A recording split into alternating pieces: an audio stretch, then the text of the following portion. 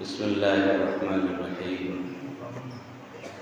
إن الحمد لله نحمده ونستعينه ونستغفره ونعوذ بالله من شرور أنفسنا ومن سيئات أعمالنا. من يهده الله فلا مضل له ومن يضلل فلا هادي له. وأشهد أن لا إله إلا الله وحده لا شريك له وأشهد أن محمدا عبده ورسوله. يا أيها الذين آمنوا اتقوا الله حق تقاته ولا تموتن إلا وأنتم مسلمون. يا أيها الناس اتقوا ربكم الذي خلقكم من نفس واحدة وخلق منها زوجها وبث منهما رجالا كثيرا ونساء. واتقوا الله الذي تساءلون به والأرحام إن الله كان عليكم رقيبا. يا أيها الذين آمنوا اتقوا الله وقولوا قولا سديدا يصلح لكم أعمالكم ويغفر لكم ذنوبكم ومن يطع الله ورسوله فقد فاز فوزا عظيما. أما بعد فإن خير الحديث كتاب الله وخير الهدي هدي محمد صلى الله عليه وسلم وشر الأمور محدثاتها وكل محدثة بدعة وكل بدعة ضلالة وكل ضلالة في النار. أعوذ بالله من الشيطان الرجيم. بسم الله الرحمن الرحيم. ما يلفظ من قول إلا لديه رقيب عتيد. وعن عبد الله بن عمرو بن العاص رضي الله عنهما أن رسول الله صلى الله عليه وسلم قال: من الكبائر شتم الرجل والديه. قيل: وهل يسب الرجل والديه؟ قال: نعم، يسب أبا الرجل فيسب أباه ويسب أمه فيسب أمه. متفق عليه. سبحانك لا علم لنا إلا ما علمتنا إنك أنت العليم الحكيم. رب اشرح لي صدري ويسر لي أمري واحلل عقدة من لساني يفقهوا قولي. محترم سامعین و سامعات، عزیز طلبہ و طالبات، ابھی خطبہ رسولنا کے بعد میں نے سورہ قاف کی ایک چھوٹی سی آیت کریمہ کی تلاوت کی ہے اور ایک متفق علیہ نبی پاک صلی اللہ علیہ وسلم کا فرمان بھی پڑھا ہے. نصوص سے یہ بات واضح ہو گئی ہوگی کہ میرا جو آج کے خطبہ جمعہ میں موضوع ہے وہ گزشتہ جمعے میں جو میرا موضوع تھا اسی کو وسعت دیتے ہوئے کچھ باتیں آج کے خطبہ جمعہ میں کروں گا. گزشتہ میرا خطبہ جمعہ کا موضوع تھا زبان کی حفاظت پر جنت کی بشارت. زبان کی اہمیت کے پیش نظر جہاں یہ اللہ رب العزت کی عظیم نعمت اور اس کی قدرت کی بڑی نشانی ہے، وہیں یہ ایک حساس ترین عضو بھی ہے. ہر چیز کے ذائقے کو یہ محسوس کر لیتا ہے. کوئی بھی چیز زبان پر رکھتے ہی یہ احساس ہو جاتا ہے کہ یہ چیز میٹھی ہے یا کڑوی. تو جب ہم اور آپ کو اتنی عظیم نعمت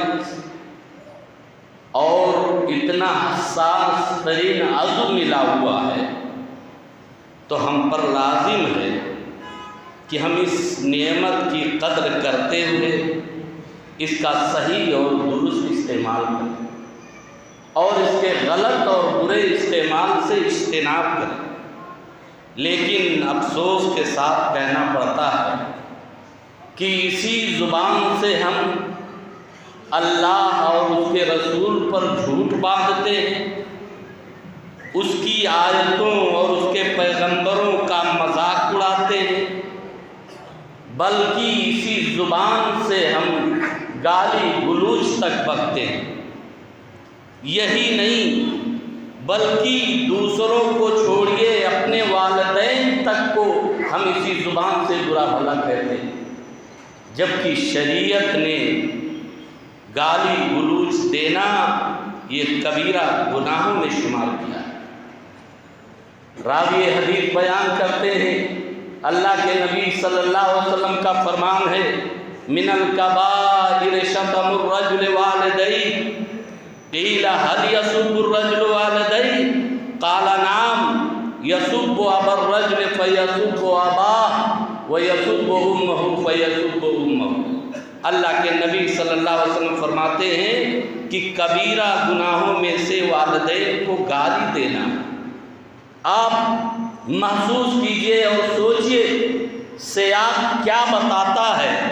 اللہ کے نبی صلی اللہ علیہ وسلم فرماتے ہیں کہ کبیرہ گناہوں میں سے والدین کو گالی دینا ہے۔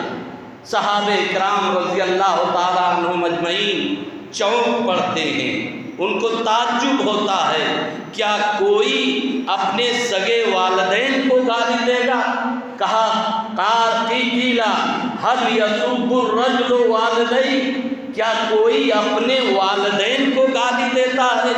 اللہ کے نبی صلی اللہ علیہ وسلم کا یہ فرمان بتاتا ہے کہ صحابہ کے دور میں والدین کو گالی دینا، برا بھلا کہنے کا تصور ہی نہیں تھا۔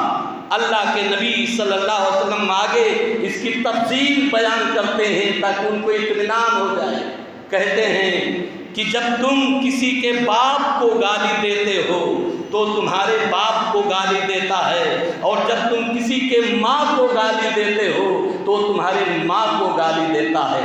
حدیث سے پتہ یہ چلا کہ گویا کسی حرام کام کے لیے سبب بننا بھی حرام ہوتا ہے، کسی کبیرہ گناہ کے لیے سبب بننا بھی کبیرہ گناہ ہوتا ہے۔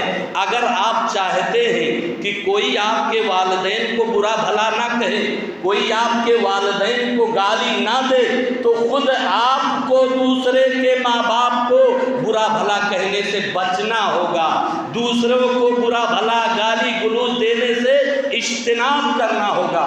تو یہ حدیث بتاتی ہے کہ اللہ رب العالمین نے جب ہم اور آپ کو یہ زبان دی ہے تو زبان کی قدر کرتے ہوئے ہمیں نبی پاک صلی اللہ علیہ وسلم کے مطابق اس نعمت کی قدر کرنی چاہیے۔ آئیے میں بتاؤں، جس نبی سے آپ عقیدت اور محبت کی بات کرتے ہیں اس نبی کا معاملہ سنیے کہ اپنے زبان سے بددعائیہ کلمہ بھی زبان سے نکالنا مناسب نہیں سمجھتے ہیں۔ بخاری کے حوالے سے بتانا چاہتا ہوں، حضرت عائشہ رضی اللہ تعالیٰ عنہ راوی حدیث کو بیان کرتی ہیں کہ اللہ کے نبی صلی اللہ علیہ وسلم کے پاس کچھ یہودی آتے ہیں، آپ سے سلام کرتے ہیں، مارے دشمنی کے سلام کو السلام علیکم نہیں کہتے ہیں بلکہ کہتے ہیں السلام علیکم۔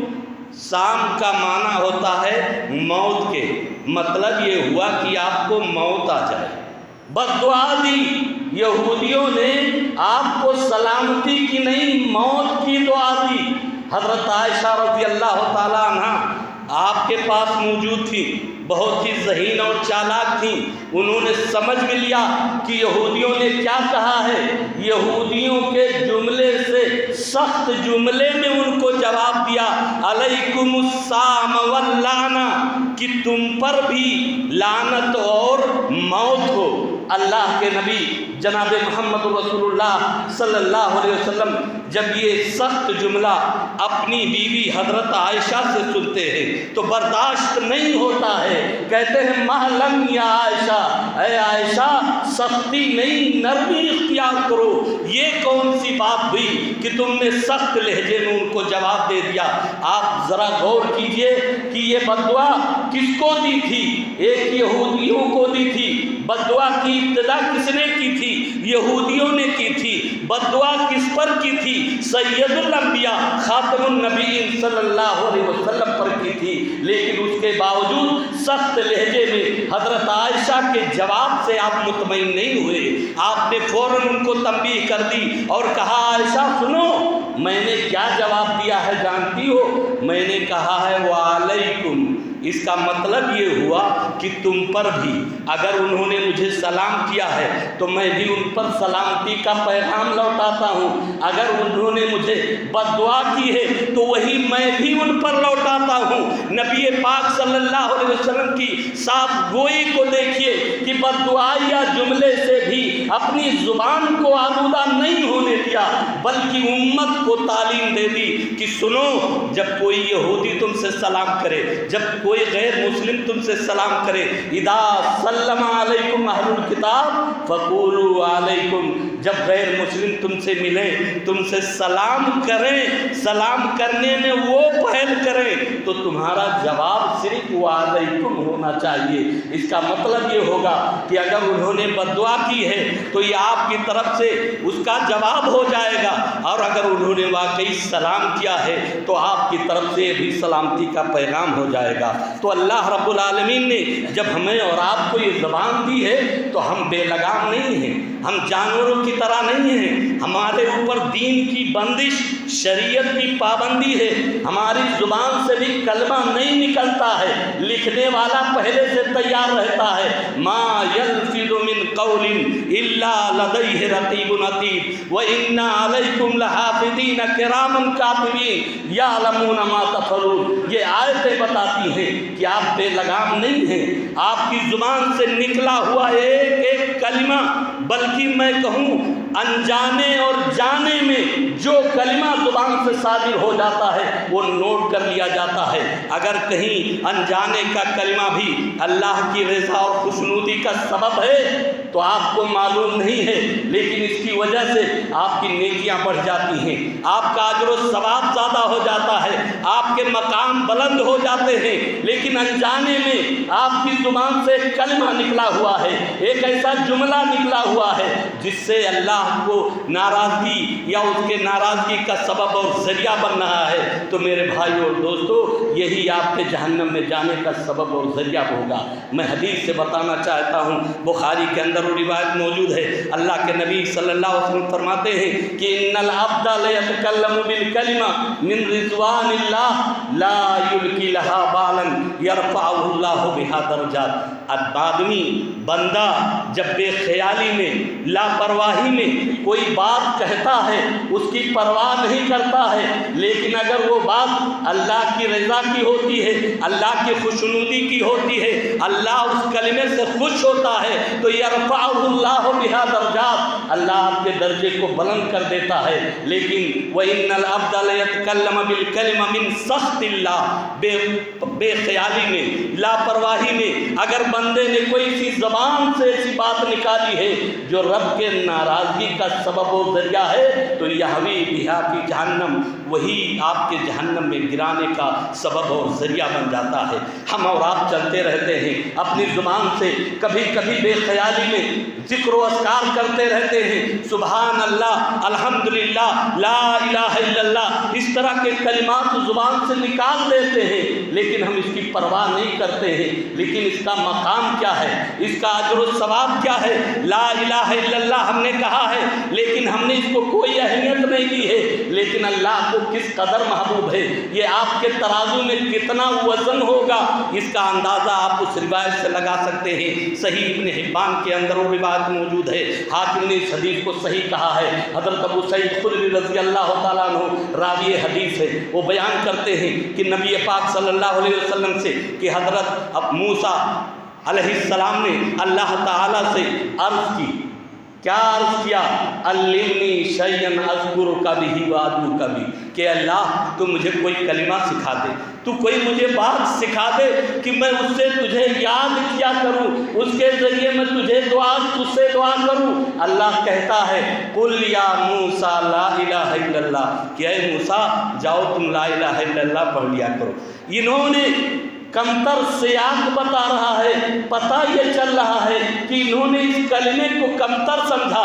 کیا کہا؟ یا ربی کل عبادک یقولون ھذا، یہ تو تیرے سبھی بندے کہتے ہیں، یہ تو کوئی امتیاز اور خصوصیت کی بات نہیں ہے۔ اللہ تعالیٰ نے اس کلمے کی فضیلت اور اس کے مقام کو بیان کیا، کہا یا موسیٰ لو ان السماوات السبع وآمرهن غیری والارضین السبع فی ولا الہ الا اللہ فی کفہ مالت بہن لا الہ الا اللہ۔ اس کو تم کمتر سمجھتے ہو، یہ ساتوں آسمان، اس کے زمین، اس کے باشندے، یہ ساتوں زمین، اس کے رہنے والے، سب کو ایک پلڑے میں رکھ دیا جائے، ایک ترازو میں رکھ دیا جائے، اور لا الہ الا اللہ کو ایک ترازو میں رکھ دیا جائے، مالت بہن لا الہ الا اللہ، تو لا الہ الا اللہ کا پلہ وزن میں زیادہ ہوگا، یہ بھاری ہو جائے گا۔ ہم نے بے خیالی میں یہ کلمہ نکالا ہے۔ یہیں میں ایک اور مسئلہ بتا کر زبان کی اہمیت کو واضح کروں گا۔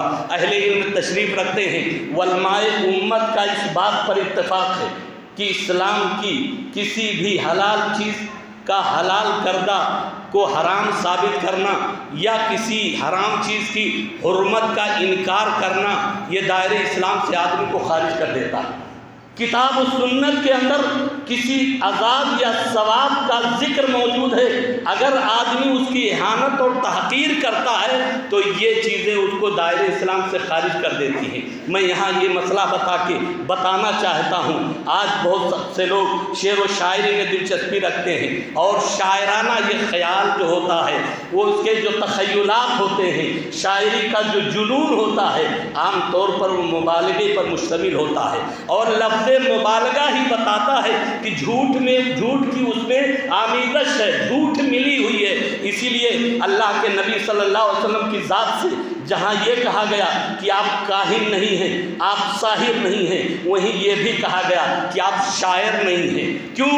وَالشُّعَرَاءُ يَتَّبِعُهُمُ الْغَاوُونَ أَلَمْ تَرَ أَنَّهُمْ فِي كُلِّ وَادٍ يَهِيمُونَ۔ شعراء کی اتباع کون کرتے ہیں؟ وہ جو راہ سے ہٹے ہوئے ہوتے ہیں، کیونکہ شاعر جو ہوتا ہے شاعری جنون میں کبھی ایسی بات کہہ جاتا ہے، شریعت اس کی اجازت نہیں دیتی ہے، ایسا کلمہ اس سے صادر ہو جاتا ہے، ایسے مصرے اس سے نکل جاتے ہیں جو قابل مواخذہ ہوتا ہے، اس پر اس کی گرفت اور پکڑ ہوتی ہے۔ میرے بھائی اور دوستو، آج ہمارے درمیان موجود نہیں ہے اردو کے سب سے بڑے شاعر غالب، جو اردو شاعری میں سب پر غالب ہیں۔ مثال کے طور پر میں چند اشعار ان کے بیان کروں گا، آپ دیکھیے کہ انہوں نے آیت کا کس طرح سے مذاق اڑایا ہے، انہوں نے اللہ کی نعمت کی کس قدر ناقدری کی ہے۔ آپ اٹھائیے غالب کے اشعار کو۔ غالب کہتے ہیں ایک شعر کے اندر،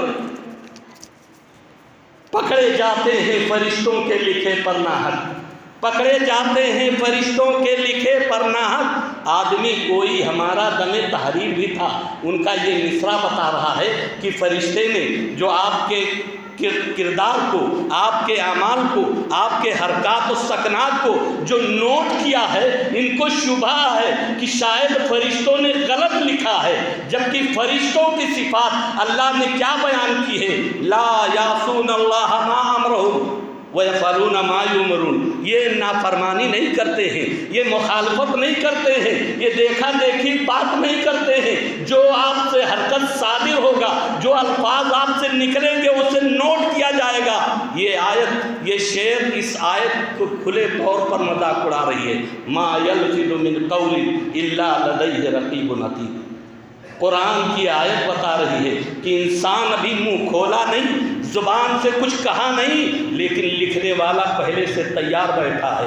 آج اس ترقی یافتہ دور میں آپ خود غور کر لیجئے، ایسے ریکارڈ تیار انسان نے کر لیا ہے کہ اس ریکارڈ کے بعد اس کی تصدیق کے لیے شہادت اور گواہی کی ضرورت نہیں پڑتی ہے۔ تو میرے بھائی اور دوستو، اللہ کے ریکارڈ کیے ہوئے پر شہادت اور گواہی کی ضرورت کیسے پڑ سکتی ہے؟ انہوں نے شاعری جنون میں کہہ دیا کہ پکڑے جاتے ہیں فرشتوں کے لکھے پر ناحق آدمی کوئی ہمارا دم تحریر بھی تھا۔ آج ہم اور آپ نماز کیوں پڑھتے ہیں، روزہ کیوں رکھتے ہیں، صدقات و خیرات کیوں کرتے ہیں؟ اسی لیے نہ کہ مجھے اللہ کی نعمت جو جنت ہے مل جائے، جنت کی نعمتیں حاصل ہو جائیں، لیکن انہوں نے اپنی ایک شعر کے اندر اس نعمت کی بھی ناقدری کی ہے۔ کہتے ہیں کہ ناز حوروں کا اٹھائیں، ناز حوروں کا اٹھائیں، یہ کہاں ہے اپنا دماغ، ناز حوروں کا اٹھائیں یہ کہاں اپنا دماغ، ہو ہمارا در فردوس سے بستر باہر۔ یہ جنت کے خواہاں نہیں ہیں، یہ جنت کی خواہش نہیں رکھتے ہیں۔ آج ایک مومن، ایک مسلمان دنیا کے اندر رہتے ہوئے جتنی عبادتیں کرتا ہے اس کا محصل یہی ہوتا ہے، اس کی چاہت یہی ہوتی ہے کہ اسے جنت حاصل ہو جائے، لیکن غالب نے اپنے شعر کے اندر اللہ کی نعمتوں کی ناقدری کی ہے، اس کا مذاق اڑایا ہے۔ اس لیے ہم اور آپ یہ سوچیں اور سمجھیں، انجانے میں جانے میں بھی کوئی کلمہ اگر ہماری زبان سے صادر ہو رہا ہے تو ہماری گرفت ہوگی، ہم پکڑے جائیں گے، ہمیں سوچ کر زبان کھولنا ہوگا۔ دیکھیے اللہ کے نبی صلی اللہ علیہ وسلم نے کتنی پیاری بات کہی ہے، من کان یؤمن باللہ والیوم الآخر فلیقل خیرا او لیصمت، کہ جو اللہ اور یوم آخرت پر ایمان رکھتا ہے اس کو چاہیے کہ بولے تو صحیح بولے، زبان کھولے تو صحیح استعمال کرے، ورنہ خاموشی اختیار کرے۔ کیوں؟ آپ اندازہ کیجئے کہ جو لفظ، جو بات، جو چیزیں آپ کی زبان سے نکل رہی ہیں، لکھنے والا لکھ رہا ہے، دائیں کندھے پر بیٹھا ہوا فرشتہ آپ کی نیکیوں کو لکھ رہا ہے، آپ کی اچھائیوں کو تحریر کر رہا ہے، بائیں کندھے پر بیٹھا ہوا فرشتہ آپ کی برائیوں کو لکھ رہا ہے، بتائیے کب آپ اس سے بچ سکتے ہیں؟ اس لیے اللہ تعالیٰ نے جب آپ کو زبان جیسی نعمت دے دی ہے تو وہی آپ کو دل اور دماغ بھی دیا ہے، دل اور دماغ بھی دیا ہے۔ آپ کو کچھ بولنا ہو، آپ کو کچھ کہنا ہو تو اس سے پہلے توڑ لیجئے، کیا دین ہمیں اس کی اجازت دیتا ہے، مذہب ہمارا اس کی اجازت دیتا ہے، شریعت ہمیں اس کی اجازت دیتی ہے یا نہیں دیتی ہے؟ شعر و شاعری آپ کریں، بے شک کریں، اسلامی شعرا بھی پائے جاتے تھے۔ آپ نے حسان بن ثابت صاحب شاعر رسول ہیں، ہر کوئی جانتا ہے، لیکن جب زبان کا آپ استعمال کریں، آپ مصرع بنائیں تو آپ اس کو توڑ لیں، آیا یہ شریعت کے خلاف تو نہیں ہو رہا ہے، مذہب کے خلاف تو نہیں یہ ہو رہا ہے؟ اس لیے کہ آپ کی زبان سے جو چیز بھی نکلے گی وہ آپ کی گرفت ہوگی، آپ قابل مواخذہ ہوں گے، آپ پکڑے جائیں گے۔ یہی ایک بات اور میں بتاتا چلوں، والدین کے تعلق سے آپ کی بہت ساری ذمہ داریاں ہیں، بہت ساری ذمہ داریاں ہیں۔ وہی ذمہ داریوں میں سے ایک ذمہ داری یہ بھی ہے کہ آپ اپنے بچے کو بچپن میں جھوٹ بولنے سے روکیں، جھوٹ بولنے سے روکیں، کیونکہ جھوٹ بولنا یہ منافقین کی علامت ہے۔ لیکن مشاہدے میں ایک چیز ہے، آپ اس پہ غور کیجئے، میں بتانا چاہتا ہوں، اشارہ کرنا چاہتا ہوں کہ والدین، باپ یا ماں جب چھوٹے بچوں سے کوئی کام لینا چاہتے ہیں، کوئی کام لینا چاہتے ہیں تو کسی چیز کے دینے کے بہانے سے ان کو اپنے پاس بلاتے ہیں اور سمجھتے یہ ہیں کہ ہم نے کچھ نہیں کیا۔ وہ بچہ جب اس چیز کی لالچ میں ماں سے قریب ہوتا ہے، باپ کے پاس آتا ہے، بڑے کے پاس آتا ہے، ذمہ دار کے پاس آتا ہے، تو کہتا کیا ہے؟ چلے جاؤ، اس کام کے لیے یہ کام کرنا بہت ضروری ہے۔ میرے بھائی اور دوستو، اللہ کے نبی صلی اللہ علیہ وسلم کے فرمان کے مطابق آپ کا یہ کہنا جھوٹ شمار ہوگا، آپ کے اعمال میں لکھا جائے گا۔ آج آپ محسوس نہیں کرتے ہیں، لیکن کل قیامت کے دن جب اپنے نامے اعمال کو اپنے سامنے دیکھیں گے تب کفے افسوس ملیں گے، جس کا ذکر اللہ رب العالمین نے سورہ کہف کے اندر کیا ہے، ما لہذا الکتاب لا یغادر सगीरतुन वला कबीरा। ये कैसी किताब है, ये कैसा नाम आमाल है, ये कैसा रजिस्टर है, इसने तो हर चीज़ को लिख रखा है, कोई छोटी बड़ी चीज़ इससे छुटी नहीं हुई है। जो मैं जानता था वो भी मौजूद है, जो अनजाने में मैंने कहा था वो भी इसमें लिखा हुआ है। मेरे भाइयों और दोस्तों, अल्लाह के नबी सल्लल्लाहु अलैहि वसल्लम के फरमान के मुताबिक ये आपका बहलाना, बच्चे को फुसलाना, झूठ बोलकर अपने करीब बुलाना, अपना मतलब निकालना, मकसद हल करना, ये बाइस गुनाह है, इस पर आपका मुआवजा होगा। मैं सुनन नबी दाऊद के हवाले से एक हदीस बयान करता हूँ। अल्लामा अलबानी रहमहुल्लाह ने उस हदीस को सही करार दिया है। उसके रावी हज़रत अब्दुल्लाह बिन आमिर रज़ी अल्लाह तआला अन्हु वो बयान करते हैं कि अल्लाह के नबी जनाब मोहम्मद रसूलुल्लाह सल्लल्लाहु अलैहि वसल्लम हमारे घर तशरीफ़ फरमा थे। मेरी माँ ने उसी दौरान मुझे आवाज़ दी, आओ मैं तुम्हें कुछ दूंगी, आओ मैं तुम्हें कुछ दूंगी। अल्लाह के नबी सल्लल्लाहु अलैहि वसल्लम फ़ौरन पूछते हैं कि तुमने उसे क्या चीज़ देने का इरादा किया था? वो जवाब देती है कि मैं उसे खजूर देना चाहती थी, मैं उसे खजूर देना चाहती थी। अल्लाह के नबी सल्लल्लाहु अलैहि वसल्लम फरमान सुनिए, अमा इन्नके लौ लम तूती है शैया कुतिबत अलैके किज़बा, कि अगर तू उसे कुछ ना देती तो ये तुझ पर झूठ लिखा जाता, ये तुझ पर झूठ लिखा जाता। आज हम और आप गौर करें कि हमारे अमाल कैसे हैं। तो इसलिए अल्लाह रब्बुल आलमीन ने जब हमें ये नेमत दी है तो हमें इस नेमत का इस्तेमाल वाज़ व नसीहत के तौर पर करना चाहिए, कुरान की तिलावत करनी चाहिए। लब खोलिए तो अच्छी बात कहिए। नफ्सियाती तौर से भी देखा जाए कि ये ज़ुबान से जो हम और आप किसी को तकलीफ़ पहुँचाते हैं वो तकलीफ़ कभी आदमी भूलता नहीं है।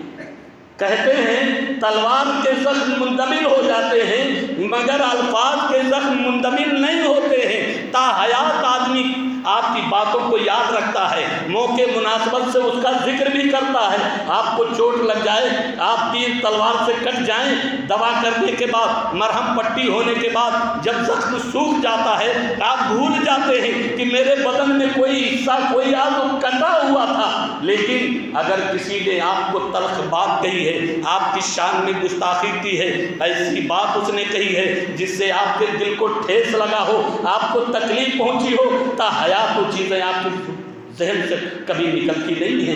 इसलिए अल्लाह के नबी सल्लल्लाहु अलैहि वसल्लम का फरमान इस एतबार से कितना फ़ायदा और मुफीद है कि जब बोलो वलियकुल खैरन, जब कहो तो अच्छी बात कहो वरना खामोश रहो। क्योंकि अगर अच्छाई की बात, अगर भलाई की बात, अगर नेकी की बात करनी है तो ठीक है, वरना बुराई से बेहतर है, बुरी बात कहने से बेहतर है कि आप खामोशी इख्तियार करें, अपनी ज़ुबान को कंट्रोल में रखें। तो अल्लाह रब्बुल आलमीन ने हम और आपको ये अजीम नेमत दी है तो हमें इसकी कदर करनी चाहिए और इसका जब तक दुनिया में रहें अपनों के साथ, गैरों के साथ इसका सही इस्तेमाल करें। इसलिए कि आप देखिए इसी ज़ुबान के ज़रिए घर के अंदर इख्तलाफ पैदा हो जाता है, रिश्तेदारी में दरार पड़ जाती है, मेरे भाइयों और दोस्तों अपने पराए हो जाते हैं। लेकिन यही चीज़ इसी नेमत की जब आप कदर करते हैं, उसका सही इस्तेमाल करते हैं तो फिर दुश्मन भी आपके दोस्त बन जाते हैं, जो दूर होते हो भी आपके करीब आ जाते हैं। आप का समाज में, मुआशरे में, इलाके में अच्छे लोगों में शुमार किए जाते हैं जब आप अपनी ज़ुबान का सही इस्तेमाल करते हैं। तो अल्लाह रब्बुल आलमीन ने हम और आपको ये अजीम नेमत दी है तो हम पर लाजिम है कि हम इस नेमत की कदर करते हुए इसका सही इस्तेमाल करें। अपने भाई को बुरे अलकाब से न पुकारें, अपने भाई को के टोह में न लगें, उनकी आयजोई न करें। मैं एक बात बता के अपनी बात खत्म करूँगा। आप मुसलमान हैं, हम में से हर कोई कुरान पढ़ता होगा, हर कोई कुरान पढ़ता होगा। मैं एक इशारा करना चाहता हूँ, पूरे कुरान के अंदर 2 ऐसी सूरतें हैं जिनकी इब्तिदा अल्लाह ने वैल से की है। सिर्फ 2 सूरतें हैं जिनकी इब्तिदा अल्लाह ने वैल से की है और दोनों सूरतें जुज़े अम्मा के अंदर मौजूद है। एक है सूरतुल मुतफ़्फ़िफ़ीन और एक है सूरतुल हुमज़ा। आप गौर कीजिए, अल्लाह ने फरमाया वैलुल लिल मुतफ़्फ़िफ़ीन। वैल क्या है? वैल तबाही है, हलाकत है। जहन्नम के नामों में से एक नाम है جہنم میں ایک وادی ہے۔ اب یہاں غور طلب بات یہ ہے کہ یہ جگہ کس کی ہوگی، کون اس پہ جائے گا، کون اس طبقے میں رہے گا؟ اللہ رب العالمین نے اشارہ کر دیا وَيْلٌ لِّلْمُطَفِّفِينَ، جو ناپ تول میں کمی کرتے ہیں، جو لینے اور دینے کا الگ الگ ترازو رکھتے ہیں، جو ڈنڈی مار کر کمی کرتے ہیں۔ میرے بھائیو، اللہ فرماتا ہے جب دینا ہوتا ہے تو ناپ تول میں کمی کرتے ہیں، اور جب لینا ہوتا ہے تو پورا پورا لیتے ہیں، ان کے لیے ویل ہے۔ اللہ فرماتا ہے وَيْلٌ لِّلْمُطَفِّفِينَ الَّذِينَ إِذَا اكْتَالُوا عَلَى النَّاسِ يَسْتَوْفُونَ، جب یہ لوگوں سے لیتے ہیں ناپ کر تو پورا پورا لیتے ہیں۔ وَإِذَا كَالُوهُمْ أَوْ وَزَنُوهُمْ يُخْسِرُونَ، لیکن جب دوسرے کو ناپ تول کر دیتے ہیں تو اس میں کمی کر دیتے ہیں۔ تو گویا ناپ تول میں کمی کرنے والے کے لیے اللہ نے ویل کی دھمکی دی ہے، ویل کی وعید سنائی ہے۔ آئیے سورۃ ہمزہ کے اندر اللہ رب العالمین نے کس کے لیے ویل کی بات کہی ہے؟ یہ ہمزہ اور لمزہ کہتے ہیں، مفسرین نے لکھا ہے کہ روبرو کسی کی برائی کرنا، کسی کے ٹوہ میں لگنا، کسی کے پیچھے اس کی غیبت اور چغلی کرنا، یہ ہے لمزہ۔ یا بعض مفسرین نے حمد کا معنی بیان کیا ہے کہ ہاتھ اور آنکھوں سے کسی کی برائی کرنا، اور لمز کہتے ہیں زبان سے کسی کی برائی کرنا۔ یہ ویل ہے ان لوگوں کے لیے جو اپنے بھائی کے عیوب کو ٹٹولتے ہیں، ان کے ٹوہ میں لگتے ہیں، ان کے پیچھے ان کی غیبت اور چغل خوری کرتے ہیں، اپنی آنکھوں سے ہاتھوں سے اس کی برائی کرتے ہیں، زبان سے اس کے عدم موجودگی میں اس کی برائی کرتے ہیں۔ اللہ نے کہا وَيْلٌ لِّكُلِّ ہُمَزَةٍ لُمَزَةٍ۔ تو ہم اور آپ کو یہ نعمت ملی ہوئی ہے، ہم اپنے آپ کا محاسبہ کریں۔ آج ہم اپنے بھائی کو تکلیف دیتے ہیں، برے القاب سے پکارتے ہیں، اس کو چھوٹے بڑے کا ادب و احترام چھوڑ دیتے ہیں۔ میرے بھائیوں اور دوستوں، اگر آپ اس کی قدر کریں گے، اپنے سے چھوٹے بچوں کو بھی محبت سے بلائیں گے تو وہ آپ کو عزت دے گا۔ لیکن اگر آپ نے اپنے بڑے کا غلط استعمال کیا، ہم تو استاد ہیں، ہم تو باپ ہیں، ہم تو ذمہ دار ہیں، اپنے ماتحت کو برے لقب سے پکاریں گے، کوئی حرج نہیں۔ میرے بھائیوں اور دوستوں، یاد رکھیے، اگر اس کی جسارت سامنے نہیں ہے تو پیٹھ پیچھے وہ آپ کی برائی ضرور کرے گا۔ اس لیے اللہ رب العالمین نے ہم اور آپ کو یہ نعمت دی ہے، تو اس نعمت کا ہم صحیح استعمال کریں۔ اللہ رب العالمین سے دعا کریں کہ بار الہ ہمیں اس نعمت کے قدر کرنے کی توفیق عطا فرما۔ ہم اب انجانے میں جو کچھ غلطیاں کیے ہیں، اے اللہ اسے معاف فرما۔ اے بار الہ ہمیں جب تک دنیا میں رکھ، ایمان اور اسلام پر باقی رکھ، اور جب خاتمہ ہو تو ایمان اور اسلام پر ہو۔ وآخر دعوانا الحمدللہ رب العالمین۔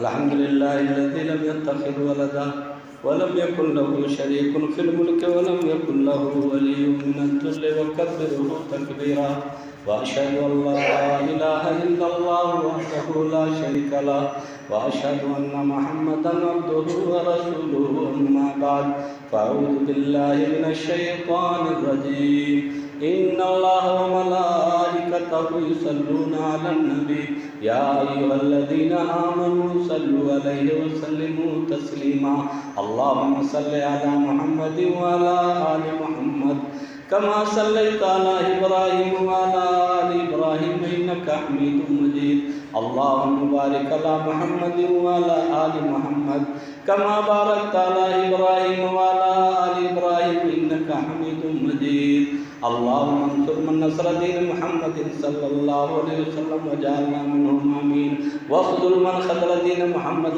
صلى الله عليه وسلم ولا تجعلنا منهم آمين عباد الله رحمكم الله إن الله يأمر بالعدل والإحسان وإيتاء ذي القربى وينهى عن الفحشاء والمنكر والبغي يعظكم لعلكم تذكرون سبحان ربك رب العزة عما يصفون وسلام على المرسلين والحمد لله رب العالمين.